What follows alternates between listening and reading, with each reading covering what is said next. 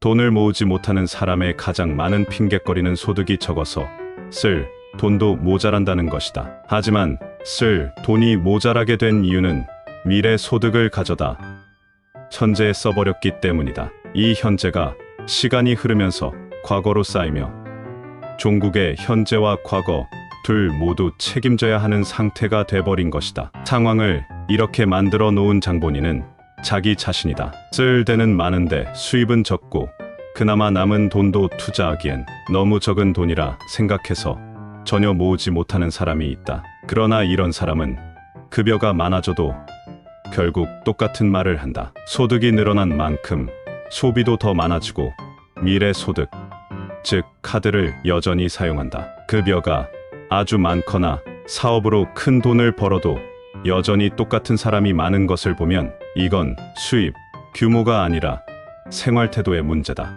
음식과 주거가 해결되지 못할 정도로 가난한 상태가 아니라면 누구든 저축을 하고 재산을 모아 투자도 해서 부자가 될 수 있다. 단언컨대 신용카드를 사용하는 사람, 물건을 부주의하게 매번 잃어버리는 사람, 작은 돈을 우습게 아는 사람, 저축을 하지 않는 사람, 투자에 대한 이해가 없는 사람은 절대 부자가 되지 못한다. 운은 그런 사람에게 우연히 들렀어도 순식간에 돌아서서 나온다. 절대로 미래 소득을 가져다 현재에 쓰면 안 된다. 신용카드를 잘라 버리고 직불카드를 사용해야 한다. 신용카드 사에서 주는 포인트는 잊어버려라. 그건 신용카드 사가 그냥 선물로 주는 것이 아니다. 포인트의 핵심은 더 사용하기와 포인트 수집용 구매다. 포인트를 모은다는 장점을 이용해서 필요없는 소비를 늘리고 포인트를 얻기 위해 구매하는 방식으로 소비자를 현혹한다. 이는 마치 달걀을 얻기 위해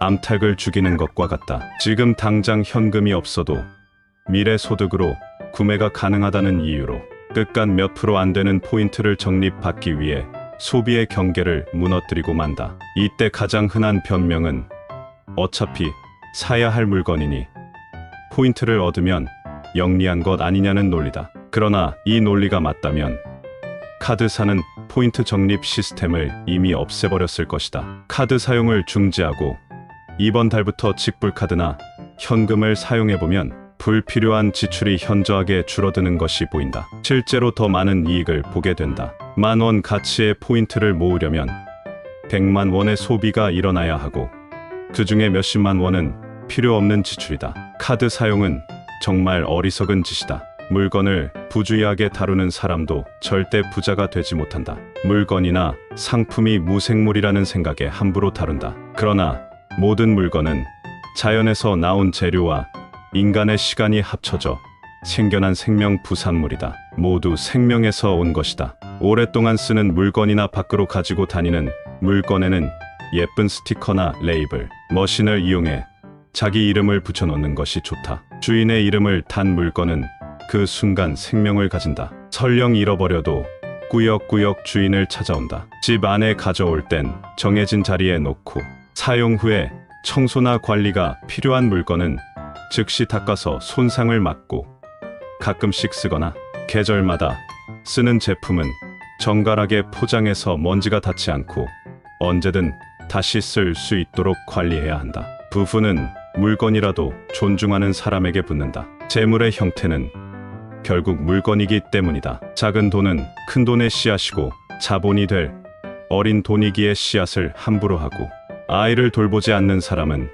그 어떤 것도 키우지 못한다. 작은 돈을 모아 종잣돈을 마련해서 투자나 사업의 마중물을 만들어가는 것이 성공의 기초다. 기초를 다지지 않고 지은 건물을 임시가옥이라 부른다. 크게 짓지도 못하거니와 바람만 불어도 날아가 버린다. 모든 투자는 작은 돈에서부터 시작된다. 작은 투자로 시작한 투자 경험이 큰 투자도 가능하게 만들어준다. 자산은 모이면 투자를 해야 한다. 투자하지 않는 돈은 죽은 돈이고 실제로 아무것도 하지 않는 장롱 속의 돈은 인플레이션이라는 독을 먹고 서서히 죽어버린다. 투자에 대한 이해나 경험이 없는 주인에게 끌려간 돈은 홀로 죽어가거나 기회만 생기면 탈출해버릴 것이다. 지금 가위를 가져다가 신용카드를 잘라라. 부자가 되는 첫 걸음이다.